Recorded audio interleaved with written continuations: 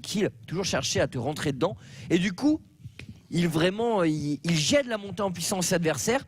Et dans le duel, c'est souvent le meilleur en fait. Ouais, ce genre de mid laner, c'est assez rare. C'est la manière de Keane chez Gravity la saison précédente qui avait exactement les mêmes stats.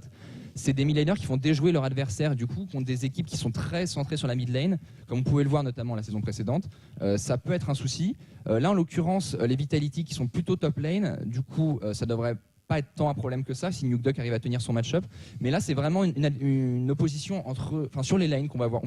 Gamers2 aime profiter de l'avantage en laning pour transiter sur un stomp en 30 minutes. Vitality joue beaucoup sur le laning avec Cabochard. Pour moi, c'est la bot lane qui va être vraiment un endroit à regarder entre Emperor et Yarnan. Yarnan qui est pas au mieux, pas au niveau de sa saison précédente. Si les Vitality tiennent la botlane et Cabochard fait son boulot habituel, ça pourrait passer pour les Vitality. Sinon, si les G2 arrivent à emballer la game, notamment avec Trick, ça peut être difficile. J'ai peur que Trick vienne martyriser Cabochard. C'est le problème. C'est le problème. Trick, c'est vraiment un joueur. Il est impressionnant, comme on le disait. Il a des stats qui sont incroyables en termes de dégâts, de ward posé, de farming. C'est un joueur hyper complet qui arrive à peu près à tout bien faire actuellement. Et en plus, il est polyvalent.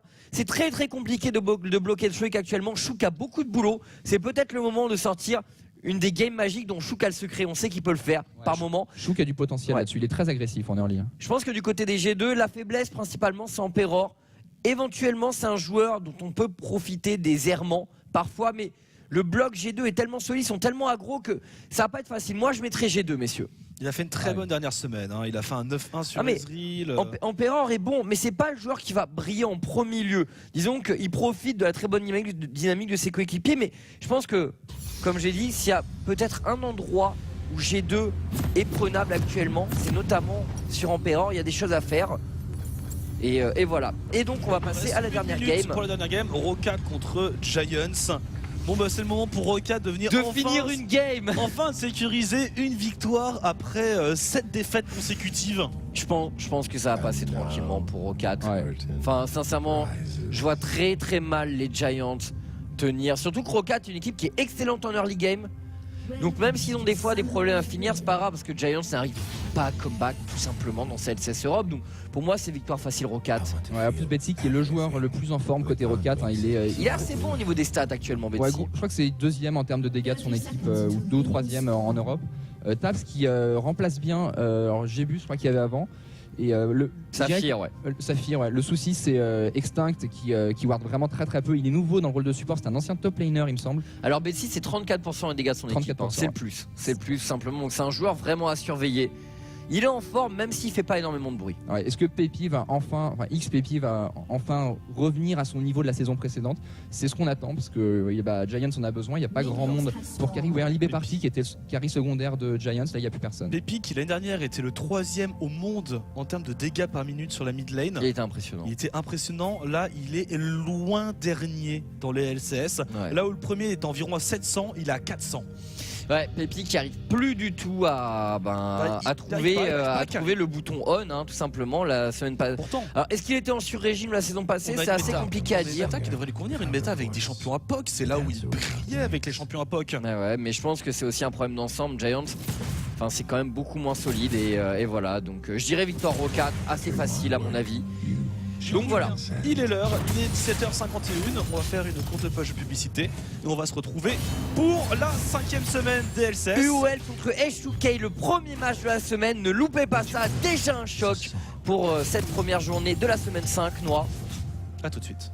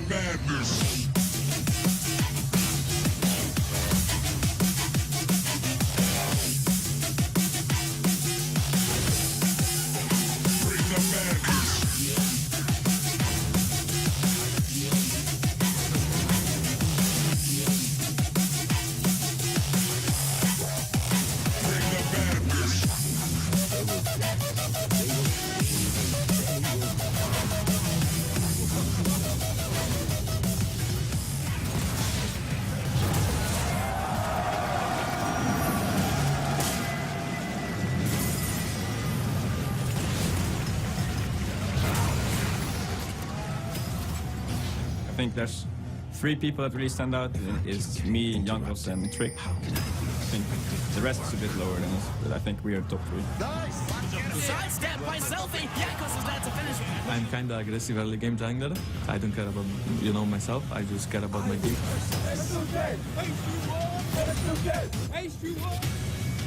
I think I'm an aggressive jungler who can do a lot of pressure in the early game and make my lanes snowball. Coming into the middle lane, Gilius has found Selfie. The kick into the binding. Probably the word that every jungler is looking for when they play is to be as efficient as possible.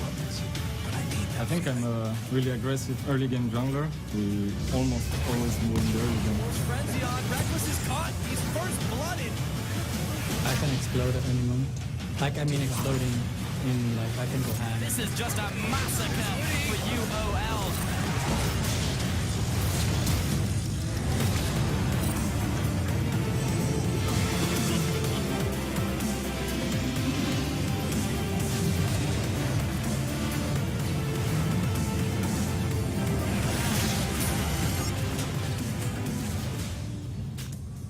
Et bonjour, rebonjour à tous, il est l'heure de commencer cette 5e semaine, de finir cette première moitié de Spring Split. Exactement, nous à la phase allée des matchs LCS Europe qui se conclura ce soir et demain ce seront donc les matchs retour, forcément vous l'avez compris, et on a une très très belle soirée de League of Legends qui s'annonce, avec plein de super matchs. Les gens ont l'air bouillants du côté des studios Riot à Berlin.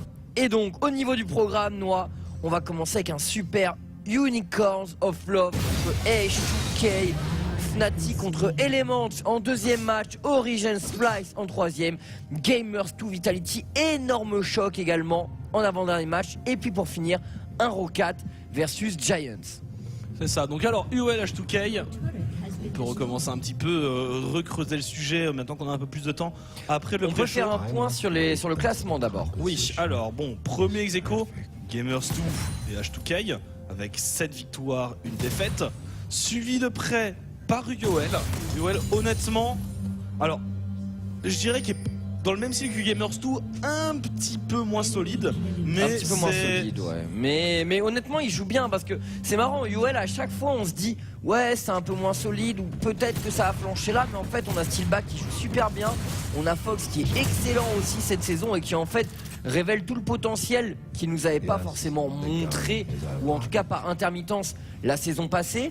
Pareil, au top, Vichikachi est super bon également, et malgré leur changement dans la jungle, on a des UOL qui suivent leur philosophie de jeu, à savoir agressif, que ce soit Diamond Prof, Joko ou Rudy. On est aggro, on joue le kill, on joue les affrontements et ça paye. Ouais, c'est ça qui est le plus étonnant chez les Unicorns of Love, c'est que malgré les 3 changements de jungle, ils arrivent à continuer de garder ce style de jeu très très aggro. Leurs laners sont excellents par rapport au niveau auquel on aurait pu les attendre. Vichikachi qui a vraiment pris sa position de leader, Steelback qui revient de l'Amérique du Nord où il a dû hard-carry une team de challenger pourri, et je pense que ça lui a fait du bien. Ça lui a donné la confiance de devenir lui-même un vrai carry, alors qu'il était plus en retrait chez Fnatic. Il l'a dit lui-même en fait en interview, il a dit là où en fait Yellowstar joue très passif et très roaming, et bien il se retrouve avec un support qui joue très agressif, ce qui est bien plus dans son style de jeu à lui, et ce qui lui permet vraiment de se libérer dans sa façon de jouer. Ah, exactement, du coup les Unicorns of Love qui pour l'instant sont même, je pense, plus solides que la saison précédente où c'était un peu, ça partait dans tous les sens. Là ils sont aggro, mais ils ont des lignes solides. Ouais, le chaos style, mais maintenant c'est plus mesuré, et c'est peut-être pas encore au niveau de Gamers 2, mais c'est quand même vraiment pas mal. Alors pour la suite du classement, donc si tu peux nous le remettre, Georges, on a Fnatic 4ème à 5-3 avec le fameux changement de support. Clyback donc qui prend la place de titulaire pour l'instant, au détriment de Noxiac. Noxiac reste dans la structure en tant que remplaçant. Donc j'imagine que du côté de Fnatic, on a envie un peu de voir si les choses peuvent s'améliorer avec ce nouveau support qui a été choisi particulièrement par Reckless. À égalité, Vitality donc qui va jouer aujourd'hui contre Gamers 2. Gros match. Vitality, équipe qui rencontre certaines difficultés également. Jeu très posé, assez stéréotypé dans l'ensemble. Quand ça fonctionne bien, il n'y a pas à dire, ça crush. C'est pas très spectaculaire, mais par contre, quand ça subit de l'agression, eh bien c'est compliqué. Origen, vraiment dans le ventre mou.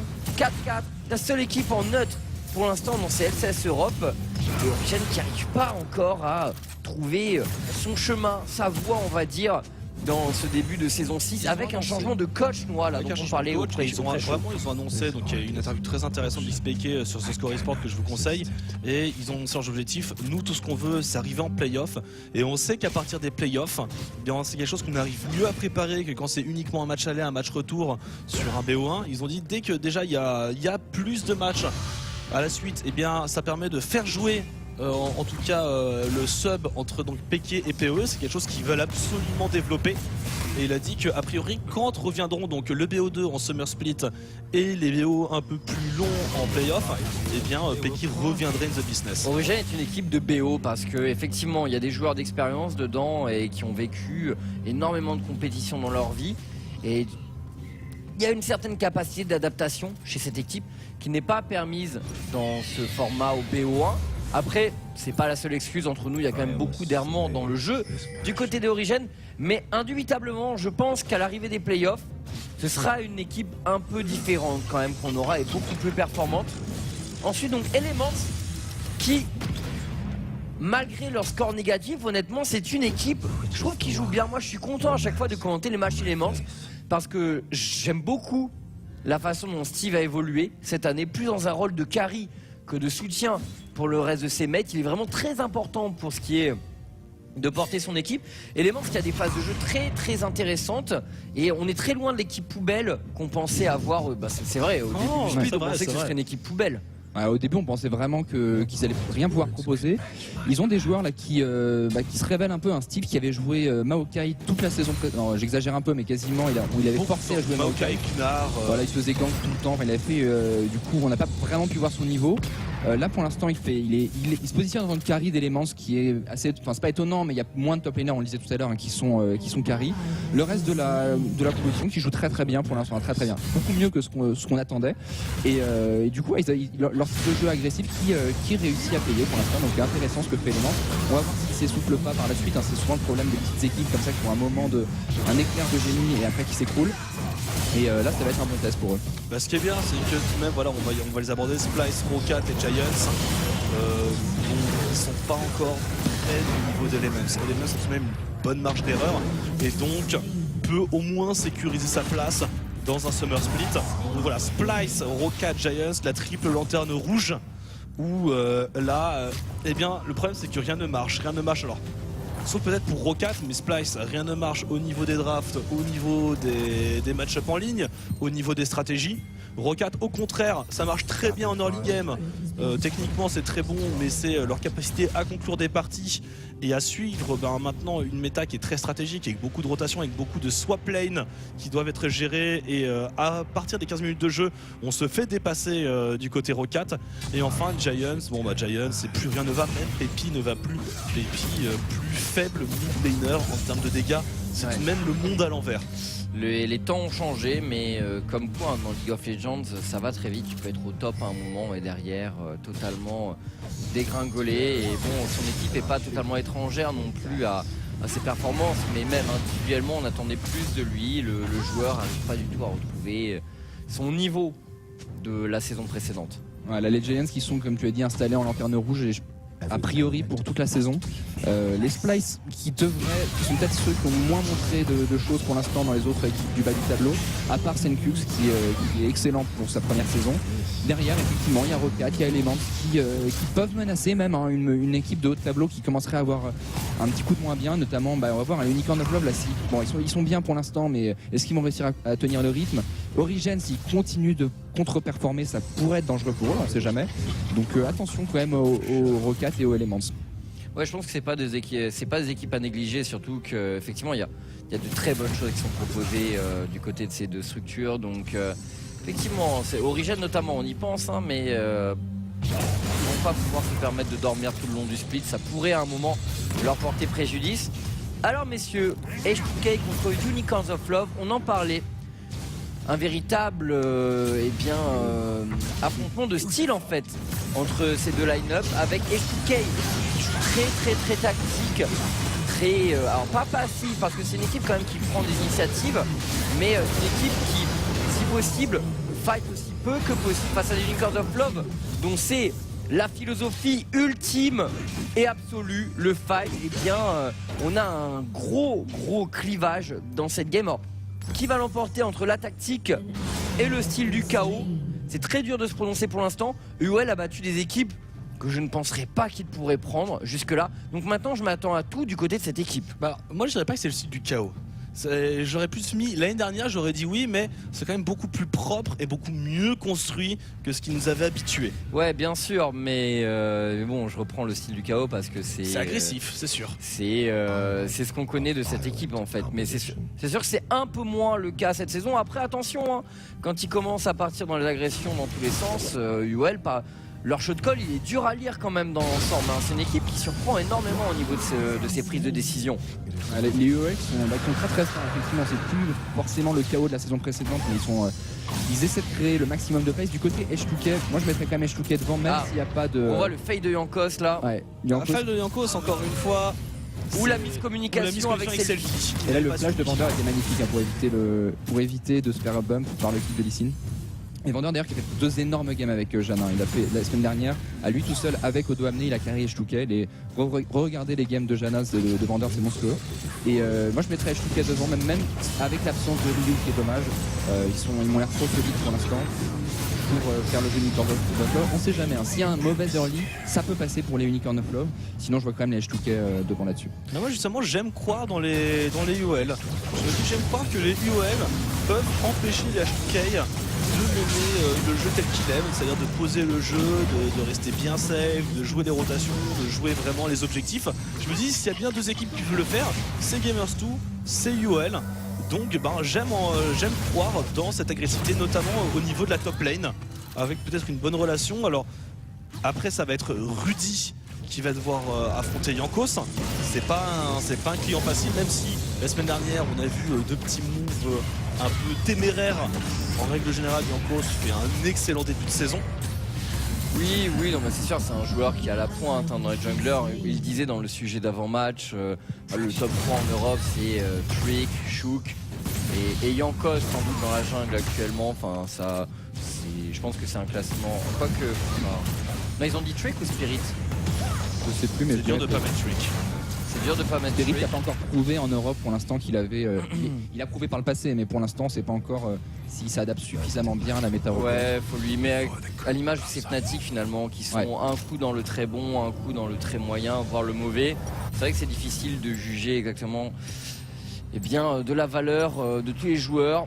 Actuellement en tout cas, même si on sait qu'intrinsèquement il y a beaucoup de valeur bien sûr. Et donc présentation de l'équipe Unicorns of Love avec Rudy dans la jungle. Donc on attend tous le Rudir. On a eu Il nous a répondu. il y a eu quelques petites blagues sur Twitter où on demandait le Rudir à Rudy. En face les H2K, la machine à gagner en Europe, donc premier ex-aequo avec ses gamers, mais qui vont être confrontés avec un très gros défi. Après H2K, ils ont déjà vaincu les G2 et d'ailleurs ils les rejouent demain.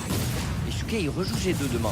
Ouais, alors ça c'est vraiment le match de la semaine parce qu'il y a Gamers H2K. Ouais, ils jouent G2 demain, c'est le 3e match. Ah ça va être énorme. Hein. En plus demain t'as un Origin Vitality, t'as un Unicorns of Love Fnatic. Demain la journée est très lourde. Et prenez réservé d'ores et déjà. D'ailleurs pour ceux qui ne sauraient pas, en Corée également il y a des super matchs cette semaine, notamment ce samedi. SKT. Il y a un SKT T1 contre les KT Rollsters, donc très gros match remake de la finale du Summer Split notamment de l'année passée en Corée. Et un match qu'on attend tous avec impatience. Donc voilà, prenez rendez-vous sur cette fin de semaine du League of Legends de très haut niveau. Vous en aurez à revendre tout simplement et on espère que vous suivrez. Parti dans la phase de draft. Alors la petite spécificité cette semaine c'est que Jhin est open. Ça y est, alors pas sûr que ce soit pris. Si je l'attends chez un joueur, j'attendrai peut-être chez Pepi. Je pense que c'est lui qui adorait Baroud. Je trouve que Jhin sur une mid lane pourrait faire office d'un pick viable pour Pepi, mais ce n'est pas encore la question. Alors Van Poppy, il y a un Corki qui est open. Il y a Lucian open contre Forgiven, c'est first pick directement. Surtout avec Kelista qui est ban. Ils ont comme Forgiven joue pas Kelista. Steven qui est très bon sur Kelista, on l'empêche de jouer Kelista donc on le force sur le Lucian. On peut, après Forgiven est très à l'aise sur un Corki. Exactement, mais là ils sont tranquilles de pouvoir prendre le Corki, mais Corki peut jouer aussi mid. Alors qu'est-ce qu'ils vont choisir? Bonne question là-dessus. Ouais, ok, justement dans leur pick prioritaire, eh bien on voit beaucoup de Elise pour Jankos, c'est le champion le plus choisi avec le Trundle de Vander pour l'instant cette saison. Alors peut-être la jungle justement. On a Graves est open également actuellement. Sans doute la jungle qui va être pick côté Shukei. Alors Graves, Elise. Je reviens à Elise Corki. Elise Corki pourrait être très intéressant. 50%. Ouais, le Corki pour Forgiven, de toute façon, Corki Forgiven, il a joué 4 fois. C'est son plus gros pick cette saison, donc c'est quelque chose vraiment auquel on peut s'attendre. Et donc, Elise ou Graves? Allez, Jankos, je me fais mariner, mais après, c'est vrai que Rudy a montré de la Kindred. oui, alors ça peut être une façon de contrer le jungler des Unicorns of Love. C'est la première Kindred de Jankos cette saison. Et il a joué après, Rudy a joué de la Rek'Sai aussi, donc il l'a joué de façon parfaitement convenable. Le Rudir. Peut-être qu'ils vont partir sur un Ezreal Corki côté HQT avec Corki mid. Ça pourrait être pas mal avec une Kindred. Il y a une bonne synergie entre les compos Adescentric et Kindred en jungle. Il a joué une fois cette saison Forgiven, Ezreal. C'est pas non plus. Et même la saison passée, quand il avait du mal au niveau de ses pics et qu'il se faisait souvent ban de champions, il avait sorti quelques fois. C'était soit Caitlyn, soit Ezreal. Il avait sorti quelques fois. Il a joué la semaine dernière, Ezreal. Et alors d'ailleurs, il était parti sur une trinité, ce qui se voit beaucoup moins sur. Plus Essence River. Voilà, on se voit beaucoup moins sur Ezreal. Maintenant, c'est plus Essence River, plus Iceborne Gauntlet. Alors, la Trinité qui a plus de dégâts en DPS mais qui est moins safe du coup, qui a pas le kiting que peut proposer le Bluebeam. C'est deux orientations assez différentes. Il faut être confiant dans son positionnement, ce qui n'est pas trop le problème de Forgiven. Puis il faut que ton équipe ait du CC, du pile du coup, pour compenser ton absence de Blue Build. Ce qu'avait les H2K avec la Janna, avec la Elise, avec le Victor. Donc le Rise et le Braum du côté des Unicorns of Love. Alors, est-ce que ça va être un Rise pour Ishikachi, sachant qu'actuellement il l'a joué 2 fois, tandis qu'on n'a eu aucun pick Rise sur la mid lane pour Foch, qui est un joueur qui aime avoir des power spikes très tôt dans la game, donc je m'attends à un Rise top. Et donc du coup au niveau du mid, on a un Victor en face, pick très safe du côté de Selfie. Et pick qui lui réussit pas mal, il a joué une fois, 5 de KDA pour une victoire Selfie. Donc ce sera bien un Corki sur Forgiven. Ouais. Sinon, alors on l'a déjà vu partir sur la Tristana, il y avait un Tam Kench, on aurait pu se dire pourquoi pas un petit Tristana Kench en bot lane pour que vraiment Tristana soit ultra safe. Donc le Tam Kench, on se le laisse en flex pick. Ouais, top support, alors c'est toute la question là. Alors côté Unicorn of Love, Fox, qu'est-ce qu'il va nous sortir en cette game? Il joue contre un pick super safe au mid. Est-ce qu'il va essayer de partir aggro? On le sait, c'est un spécialiste du Z, c'est le spécialiste européen du Z même, on peut le dire. 3 picks pour l'instant, 100% de win rate. On va choisir un choix plus safe. C'est pas mal de safe pour avoir un peu de frontline. Parce que sinon ça va être uniquement Braum. Et contre beaucoup de carry AD, c'est très difficile sans la frontline nécessaire pour engage pour un autre. Voilà, il y a une Rek'Sai. Et ils ont réfléchi au Z, mais c'est vrai que face à une Kindred, c'est toujours difficile de sortir un assassin. C'est un champion qui contre bien face à Kindred et Tam Kench. Et là du coup les pick H2K sont très réfléchis. Ils savent que Fox est un des gros playmakers de l'équipe en early game, qu'il aime jouer des champions potentiellement à gros potentiel d'assassinat comme Z. Et on pique 2 champions qui contrent justement ce genre de phase de jeu. Là H2K avec Kindred et Tam Kench, ils ont une draft qui refuse de mourir. Est-ce que tu penses Janna là du coup? Ouais, bah, je pense que c'est qu'ils devraient prendre Janna. Bon, là ils font une compo un peu à la Immortals, mais est-ce que je préfère Janna à Soraka, c'est plus playmaker entre guillemets. Ça a plus de moyens de temporiser pendant les fights. Après Soraka, bon, le heal incessant, notamment sur un Tam Kench, ça peut être intéressant. Mais là ça va être l'un ou l'autre. Personnellement je préférais Janna, mais les deux peuvent être joués. À moins que ce soit un Tam Kench support. Ça peut être Tam support aussi. C'est pas facile Fiora contre Rise sur la top lane, c'est pas ce qu'il y a de plus simple. Après Odo Amné c'est vraiment un excellent joueur sur Fiora. Il a sorti 2 fois pour l'instant cette saison. Alors bon, comble des choses, Il n'a pas gagné encore sur ce champion, mais c'est un joueur qui sait mettre beaucoup de pression avec ce duelliste. Mais effectivement, il ne le pique pas dans le match-up le plus intéressant qui soit, sachant que Ryze est un champion avec des dégâts très constants. Du coup, ta parade n'est pas forcément super efficace contre ce genre de champion qui peut t'en mettre plein la gueule sur une longue durée. Ouais, après si t'arrives à parer son combo initial, ça te met quand même Là, bien. c'est intéressant. Ouais. Mais c'est un match-up assez skill. Hein. De toute façon, dès qu'il y a une Fiora, le match-up devient intéressant. Mais il va falloir. C'est marrant parce qu'au dernier, il cherche pas toujours des trucs pushers comme ça. Là, il va plus avoir le rôle agressif du top laner, j'irais de fin de saison 5. Donc, est-ce qu'il va réussir à faire la différence contre un Visit Chachi qui est particulièrement en forme en ce moment? Là, je sais pas. Alors, ils ont du POC. Ils ont peu d'engage, mais à la limite, c'est moins leur problème. C'est jamais quelque chose qu'ils veulent absolument, les Shtukei l'engage. Kill them all, kill them all. We need to fight now.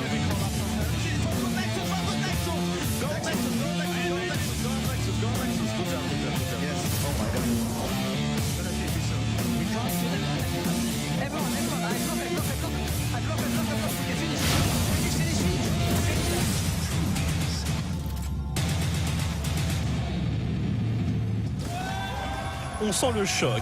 Ouais, c'est un très très gros choc. Donc H2K qui voit les challengers Unicorns of Love bien frapper aux portes des premières places. Donc ils doivent défendre leur trône, les H2K, bon, qu'ils partagent de toute façon avec les Gamers 2. Unicorns of Love est un sérieux prétendant quand même, Noah. Et donc pour l'instant, on lisait H2K sur une draft qui dispose finalement d'assez peu d'engage. Mais encore une fois, dans l'ensemble des drafts H2K, on peut noter une faible propension à engage de façon générale. Ils se concentrent surtout sur ce qui est POC, match-up positif, qui scale bien, qui leur permettent en fait juste de contrôler les lanes, d'avoir l'avantage au niveau des rotations et d'initier les mouvements en premier en fait et de contrôler les objectifs. C'est ça la première visée en fait des drafts H2K, plus que les engages. Comme on le disait, Noah, c'est une équipe pour laquelle le teamfight en fait est secondaire. Ça sert uniquement à finir une game quand ils t'ont mis 15K dans la vue. Alors, on va voir un double swap lane UOL H2K. Est-ce qu'on a une anticipation de la part des Unicorns of Love? Je pense qu'ils veulent effectivement prendre. Alors on va voir d'abord. On part dans la jungle et on attend de voir ce que va faire l'équipe adverse. Tout simplement en l'invade de la part de Vander et de Forgiven. Illisang, c'est Scout, peut-être un coup de passif. La marque qui va être proc. Les dégâts qui sont mis sur Vander, mais on va disengage. Ça reste un Tamken, ça reste extrêmement tanky.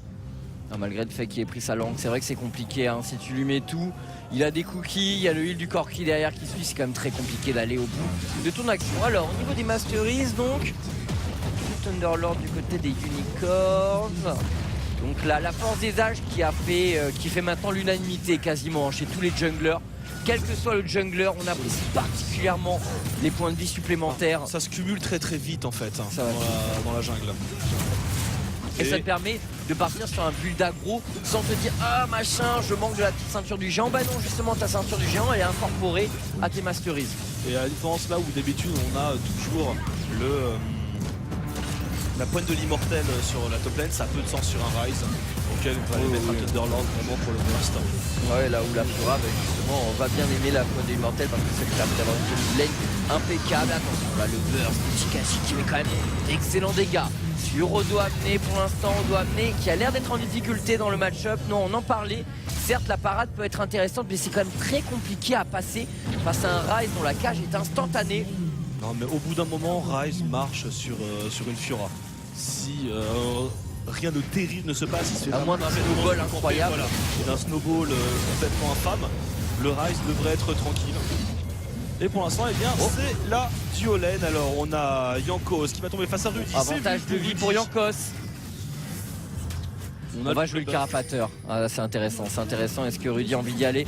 Il sait que c'est dangereux quand même face à un champion qui peut kite comme une Kindred. C'est compliqué pour lui d'aller faire. Sa duo lane est en train de mettre la pression, donc il peut pas vraiment espérer avoir du renfort ici. Il y va. D'ailleurs là, voilà, il y a Braum qui va décaler. Mais tout de suite, le Tapkenge de Vander va venir. On va réussir à sécuriser ce bouffeur l'environnement dans les hautes herbes.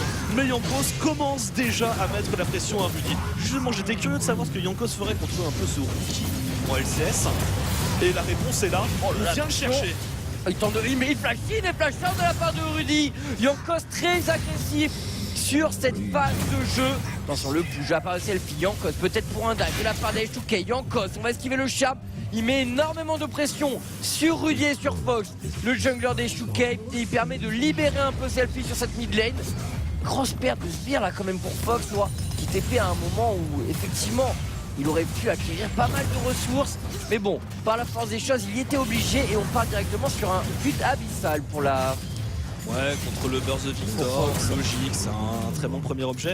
Et c'est très bien ce qu'il fait Jankos. Là, il va forcer un double retour à la base très tôt dans la partie. Et surtout comme ça, eh bien, les UL ne pourront pas avoir l'intervention de leur jungler pour essayer de les décharger de cette pression. Et on continue du côté de Forgiven à POC avec la phospho. Pendant ce temps-là, sur la bot, les Chachi. Et on le disait, Noah, 100% de first blood pour l'instant pour Unicorns of Love. Il n'y a que Rudy qui n'a pas fait partie des 100% des first blood. Joko avait partie de tous les first blood. C'est 100% aussi pour Rudy. 100%. Autant pour moi. Je pensais qu'il y avait un first blood où il n'était pas dedans.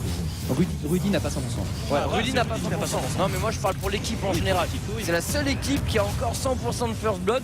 C'est quand même fou après 8 matchs en Europe. Et on va voir justement s'ils arrivent à perpétuer cette tradition. Et toujours ce push de la part de Vichikashi sur Odoamne qui subit pour l'instant pas mal dans son match-up. Encore une fois, s'il arrive à faire proc. Attention, Jankos. On prend la vision du côté de Rudy. Il a pris l'information et il y a un petit peu de retard là, Rudy, dans sa jungle. Bah, il était niveau 3 tout à l'heure sur l'agression du Jankos et ça n'a toujours pas bougé. Il va falloir se mobiliser pour aller récupérer de l'expérience pour le jungler des UL. Surtout que Jankos vient vraiment le chercher. Il va venir grignoter un petit peu de la jungle par-ci par-là. Et vu que toutes ces lignes sont un petit peu sous pression, ben, personne ne peut aider Rudy contre les agressions de Jankos.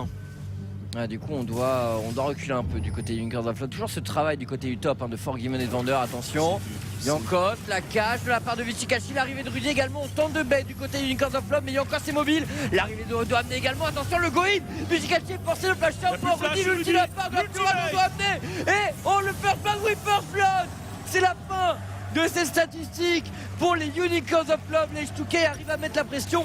Et quel là, travail de sap de Jankos. Il n'est pas tiré d'affaire, parce qu'on va le dive. Il y a une énorme vague de creep qui est en train d'arriver et Vichikashi va tomber sous les coups de Jankos. Quel travail de Jankos dans ce début de partie. Impressionnant Jankos. On disait la machine à first blood face à l'équipe avec le plus de first blood d'Europe.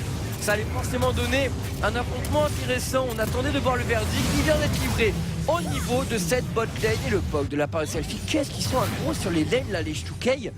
On met la pression au top grâce au Porky. On notera quand même que Steelback s'en tire plutôt bien dans l'ensemble. Mais voilà, il y a une différence de sbire quand même. Malgré la progression énorme du carrière des Français face au maître Forgiven. Pour l'instant, il doit s'incliner en termes de CS.